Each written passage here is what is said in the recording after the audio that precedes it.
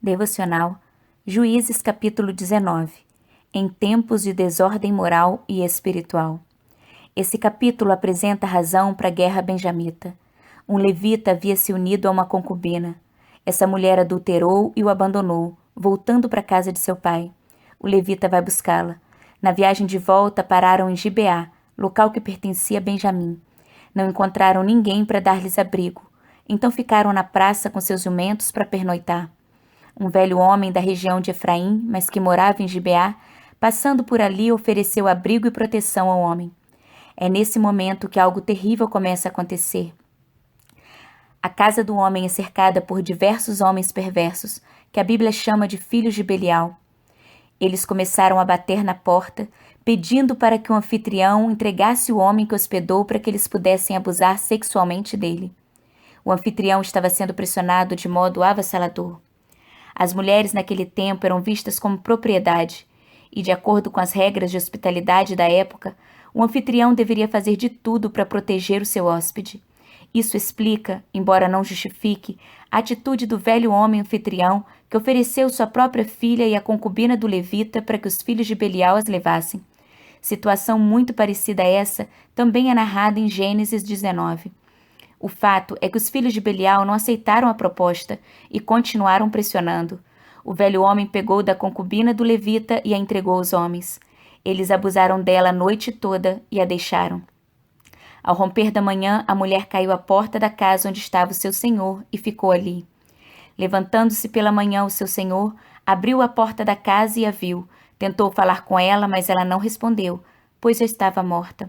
Ele pôs o corpo sobre o jumento, levou para sua casa, pegou um cutelo e despedaçou seus ossos em 12 partes e as enviou por todos os limites de Israel. O significado do esquartejamento do corpo e a distribuição das partes era uma convocação para que se tomasse uma providência quanto àquele terrível fato. Vejam mesmo em 1 Samuel 11:7. Os capítulos seguintes de Juízes vão narrar a guerra iniciada a partir desse episódio. Juízes 19 é um pouco da revelação do que acontece quando um povo se afasta de Deus e da sua palavra. Todo tipo de perversão e pecado encontramos nesse período.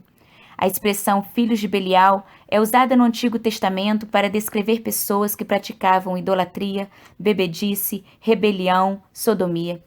O povo dessa época estava completamente perdido, totalmente distante dos princípios de Deus.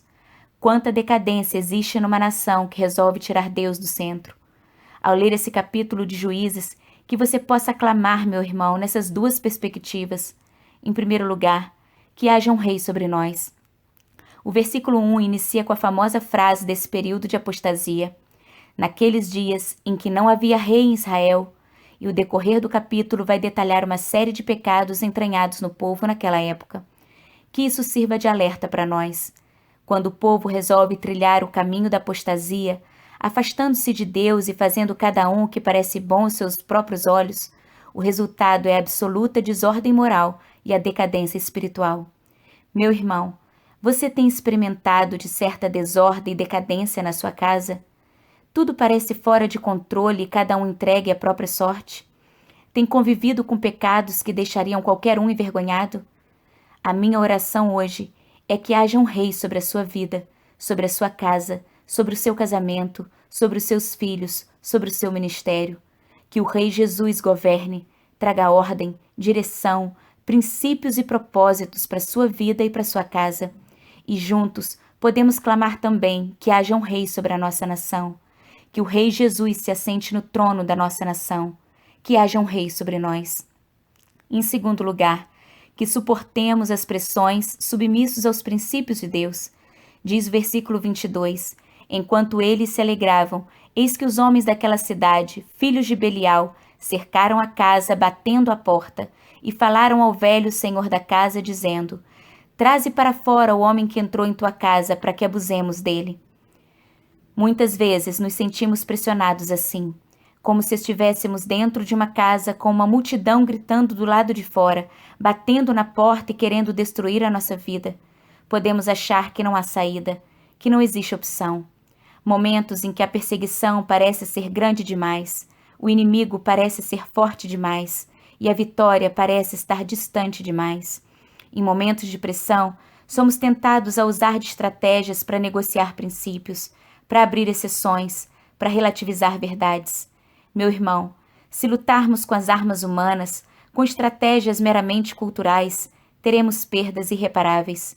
Nossa luta não é contra a carne ou sangue, mas contra principados e potestades. Temos que usar armas espirituais, poderosas em Deus para destruir fortalezas, se quisermos resistir às pressões e vencermos as batalhas nos nossos dias. O povo está perdido, a moral jogada ao chão. Todo tipo de pecado é permitido desde que tenha um discurso elaborado.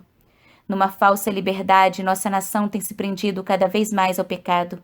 É hora de tomar posição. É hora de resistir às pressões fincadas na palavra de Deus. Em tempos de desordem moral e espiritual, é hora de clamar bem alto sobre os 4 cantos da nossa nação. Vem, ó Rei Jesus, e governa sobre nós. Que Deus te abençoe. Pastora Érica, Estados Unidos.